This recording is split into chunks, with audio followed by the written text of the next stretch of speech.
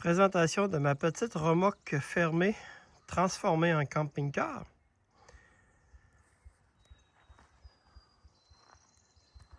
C'est une petite remorque 5x8. C'est tout petit, mais suffisant. Avec 2 portes arrière. L'intérieur est déjà tout habité, préparé en camping-car. J'ai une sortie de hotte de poêle, mais c'est pas pour un poêle, c'est pour un thermopompe.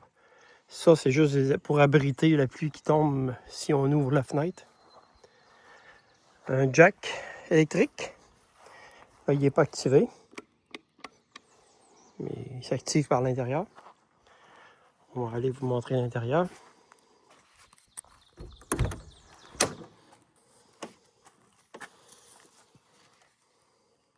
Ça, c'est dans le Vénos. On a une petite cuisine très restreinte, mais très pratique. Panneau de contrôle. Ouvrir et fermer les lumières.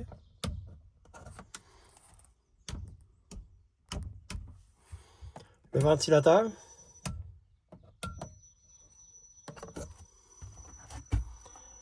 Il tourne pas vite, mais sauf que là-bas, j'ai un contrôleur. Ici, j'ai un contrôleur pour accélérer ou l'éteindre complètement.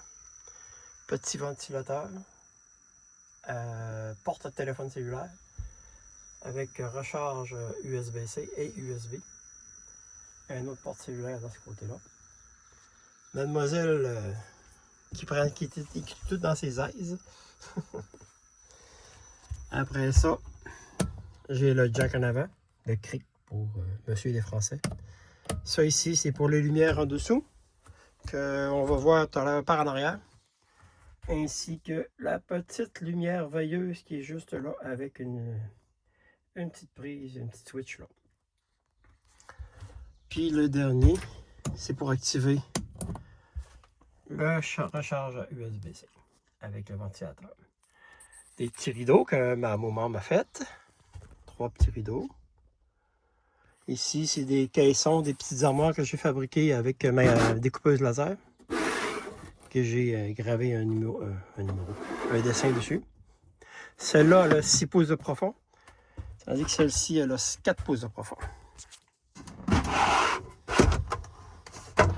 Ça fait très bien le job. Ça va faire bien le job. On n'a pas encore aménagé rien. J'ai dessiné ma propre remorque dessus. Avec bidon d'eau bien attaché. Plaque à induction. Cafetière. 110 volts là-dessus. Ah oui, il y en a le thermomètre. Et puis, on a une toilette. Toilette dépliable. Je dévisse ça. Puis, je sors la toilette, je la déplie. Elle devient comme un banc assez haut. Puis, quand on l'utilise, puis que, mettons, il mouille beaucoup dehors, on peut fermer le petit rideau. On ferme le petit rideau, puis on ouvre le ventilateur à fond. Comme ça, l'autre personne qui reste de l'autre côté n'a pas nos odeurs pendant qu'on fait nos petits besoins. Après ça, j'ai un thermopompe ici. Vraiment un thermopompe. Un portatif.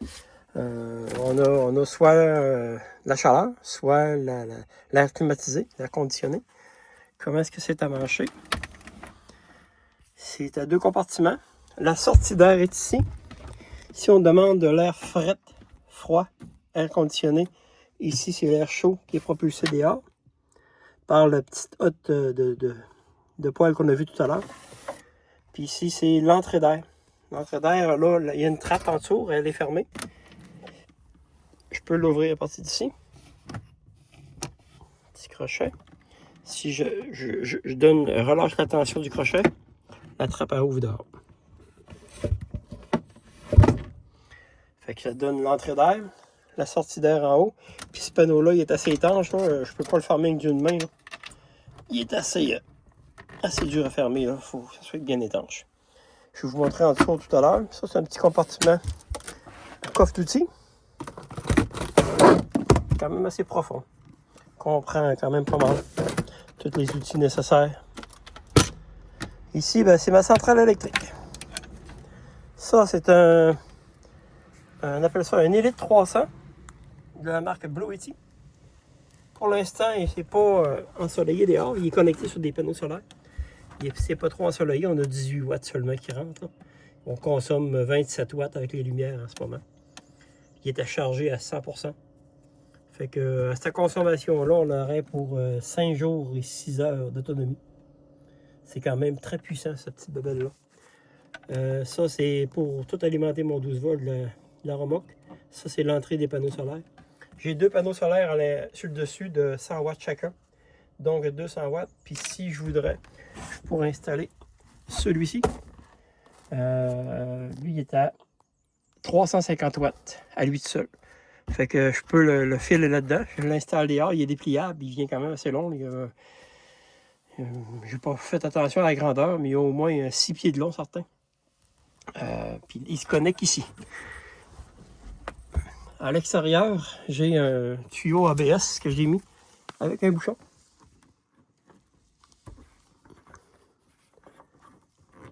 Avec un cil pour le sceller.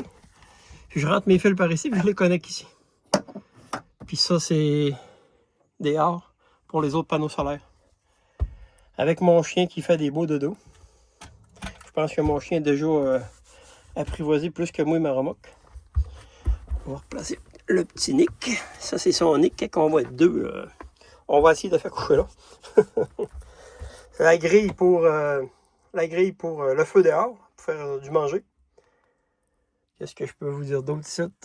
Ça ressemble pas mal à ça. On va aller voir en arrière, en dessous.